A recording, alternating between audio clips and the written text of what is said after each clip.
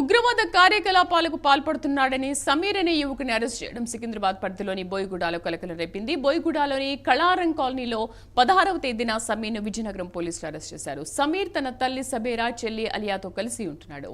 దీంతో బోయిగూడ కాలనీలో భయాందోళనలో ఉన్నారు. ఎప్పుడూ తమతో గొడవలు పడేవారంటూ బస్తీవాసులు చెబుతున్నారు. వెంటనే వారిని ఇక్కడి నుంచి ఖాళీ చేయించాలని కోరుతున్నారు. ఓల్డ్ సిటీకి చెందిన పలు బ్యాచ్లతో రూమ్లో సమావేశమయ్యేవారని చెబుతున్నారు. సికింద్రాబాద్ రైల్వే స్టేషన్లో బాంబు పెట్టేందుకు చూశారంటూ పోలీసులు వెల్లడించారని బస్తీవాసులు చెబుతున్నారు.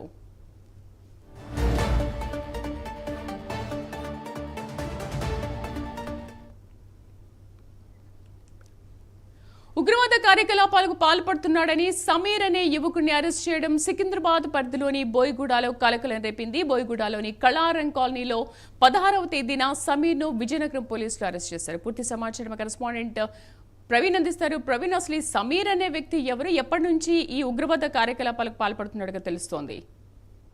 శ్రీదేవి, అయితే సమీర్ అనే వ్యక్తి సికింద్రాబాద్ లోని బోయగూడ ప్రాంతం లోపల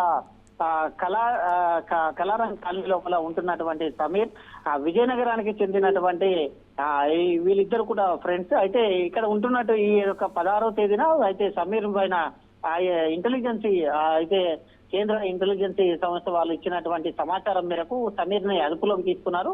సమీర్ ని అదుపులోకి తీసుకుంటే మొత్తం టోటల్ గా ఉగ్ర మూలాలు కూడా బయటకు వచ్చాయని తెలుస్తుంది. దీంతో పాటు అక్కడ ఉన్నటువంటి కాలనీ వాసులు కూడా ఎప్పుడు గొడవలు పడుతూ ఉండేవారు. సమీర్ ఆ కాలనీ నుంచి అరెస్ట్ చేయగానే ఉలికి పడ్డట్టుగా అయిందని చెప్పాలి. కాలనీ మొత్తం భయాందోళనకు గురయ్యారు. మొత్తం టోటల్ గా సమీర్ ఎప్పుడు గొడవలు పడుతుండేవాడు. వెంటనే వారిని ఇక్కడ నుండి ఖాళీ చేయించాలని కూడా కాలనీ వాసులు అక్కడ అయితే ఇది చేస్తున్నారు. అయితే ఆ తల్లి సవేరా, చెల్లి ఆలియాతో కలిసి ముగ్గురు ఇంట్లో ఉంటున్నారు. ఇంట్లో ఉంటున్న క్రమం లోపలనే హైదరాబాద్ కు చెందిన పాతబస్తికి చెందినటువంటి కొంతమందిని తీసుకొని వచ్చి తరచుగా ఈయన ఆ యొక్క ఏదైతే ఈయన సికింద్రాబాద్ లో ఉంటున్నాడో, సికింద్రాబాద్ కళారం కాలనీలో ఉంటున్నాడో ఆ ఇంటి లోపల కొన్ని మీటింగ్స్ కూడా కండక్ట్ చేశాడని తెలుస్తుంది. అయితే ఈయన అదుపులోకి తీసుకున్న తర్వాత అయితే మొత్తం టోటల్ గా సిరాజ్ ను కూడా అదుపులోకి తీసుకున్నాక మొత్తం టోటల్ గా ఈ సమీర్ అయిన సిరాజులు పండినటువంటి ఉగ్ర కోణాలు అయితే పోలీసులు దర్యాప్తులో నివ్వెరపోయేటట్టుగా ఉన్నాయని తెలుస్తుంది. అయితే అక్కడ విజయనగరానికి చెందిన సిరాజ్ కూడా